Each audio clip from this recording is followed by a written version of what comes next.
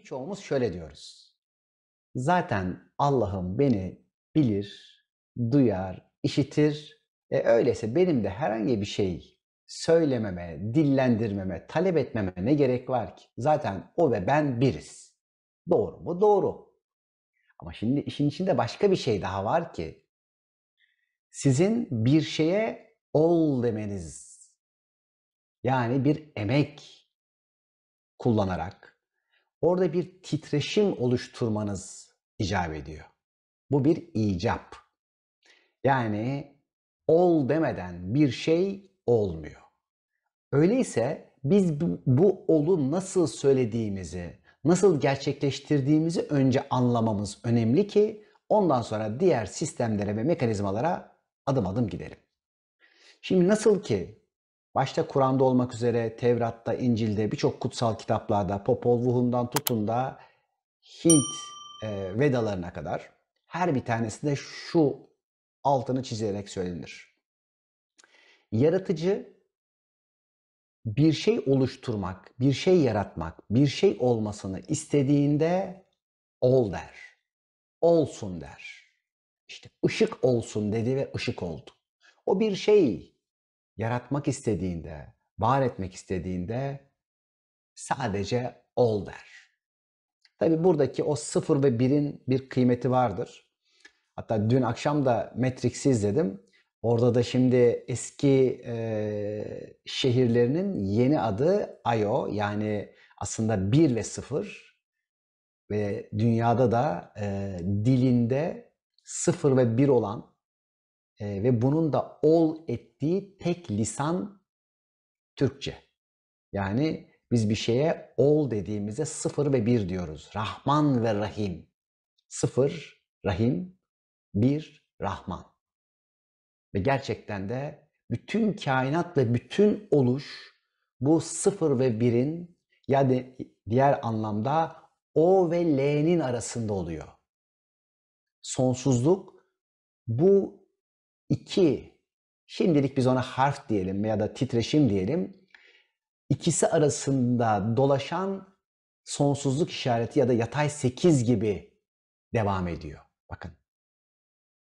Öyleyse yaratıcının buradaki halifeleri olarak, suretinde yaratılmışlar olarak bizler de herhangi bir oluş, kendimize çağırma ya da vardan var edebilmek için, şimdi yaratıcının, yani Allah'ın hikmeti yoktan var edebilmek, onun halifesinin gücü ve yetkisi ise vardan var edebilmek.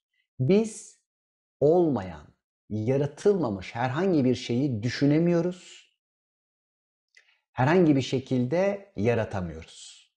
Yaratılmışın içinde onların birleştirmeleri ya da kombinasyonlarını yapabiliyoruz. Burası çok önemli. Çünkü burada bazı kişiler biz hani haşa Allah mıyız, bilmem ne miyiz, yok. Hayır. İşte biz kendi kaderimizi ol diyerek oluşturuyoruz. Önce burayı koyduk. Ve madem ki onun halifesi olarak burada bir ifade ile, bir titreşim ile yaratım var. Öyleyse bu yetki hepimizin an be an, her söylediğinde, her dillendirdiğinde söz konusu. Yani sizler normal sıradan konuşuyoruz zannederken de bu yeteneğinizi kullanmaya devam ediyorsunuz. Çünkü her an bir titreşim oluyor ve bu titreşim de ne yapıyor? Kainat içerisinde müthiş bir şekilde yaratımlar yapmaya devam ediyor. Aslında bu bir mekanizma. Sizi dinleyen bir kainat var ve sizin potansiyelinize göre benzer benzeri çeker ilahi yasası ile paralel. Bu yasa çok önemli. Her yerde karşınıza çıkacak. Bunu onun için çok iyi anlamanız, çok iyi sindirmemiz önemli. Kainat içerisinde 2 tane temel yasa var. Bunlardan tabii bir sürü yasa var ama hani bu, hani O ve L'nin içerisinde 0 ve 1'i anlatan 2 tane çok temel yasa var ki birçok oluşum ve yaratımın merkezinde burası vardır. Bunlardan bir tanesi benzerin benzeri çekme yasasıdır. Yani siz herhangi bir titreşimi ifade yoluyla kainata yansıttığınız anda o kelimelerin enerjisi, titreşimi kendine benzer olanları hayatınıza çekecek ve davet edecektir. Bu bir. Burada tabii ki sesinizin titreşiminizden, sese yüklediğiniz duygu, düşünce ve de potansiyelinizin enerjisinden kullandığınız kelimelerin, harflerin dizgisine kadar her bir şey etki edecektir. Diğer taraftan nasıl ki benzer benzeri çekiyor dedik ya. Şimdi benzerin benzeri çekmesi demek birçok kişi aynının aynıyı çektiğini zanneder. Hayır. Benzer benzeri çekmek demek eksi 2 ile artı 2'nin birbirini çekmesi demektir. Artı 2 ile artı 2 aynı olduğu için birbirini iter. Bakın. Yasanın şimdi ince noktası burasıdır. Ve bunu anlayabilen filozof sayısı bile çok azdır. Oysa ki çok matematiksel bir şeydir bu. Bunu evliyalar çok iyi bilir ve çok güzel kullanırlar.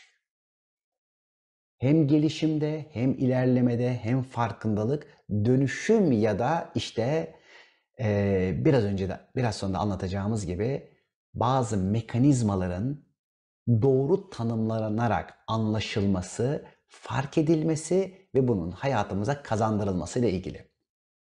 Özellikle birçok kişi için diyelim ki bir şeyi istemek, bir konuda niyet etmek, bir şeyi talep etmek, bir şeyi arzulamak, bir konuda dua etmek, bunların her bir tanesi aynı zannedilir. Oysa ki her birinin aslında mekanizması da, işleyişi de, sistemi de farklıdır. Ki hele dilemek bambaşka bir şeydir. Bu sebeple birçok çalışmalarımda şunun altını çizmişimdir. Dileyene kolaylıkla, isteyene güçlükle verilir. Şimdi biz öyleyse önce istemeyi hatırlayacağız ve ondan sonra diğer kademelerin bir bilgisini, tanımlarını doğru ve güzel bir şekilde yapabildiğimizde onları kullanabilmenin kolaylığını göreceğiz ve bir bakacağız ki şimdi hayatımızda bugüne kadar neler yaptık? Kendi hayatımız çünkü bizim yaptığımız bir sanat eserimiz, bir tablomuz. Her biriniz şu ana kadar bir tablo yaptınız, bir resim yaptınız ve bu sizin eseriniz. Size birinin dayatarak, zorla yaptırdığı bir şey değil ve siz memnun olmasanız da, sonuçtan şikayet etseniz de sizin için en iyisi ve en doğru resim buydu. Buranın yine altını çiziyoruz. Yani şu anda diyelim ki bazı arkadaşlarımız diyecek ki işte bak ekonomiyle ilgili, parayla ilgili şunları yaşadık. İlişkilerde, aşkta, sevgide bunları yaşadık. Aile içinde bunlar oldu. İşte gelişimimiz bilmem ne oldu. Benim istediğim gibi olmadı. Yeteri kadar istediğim gibi yönetemediğim zannettikleriniz oysa ki sizi buraya getirdi.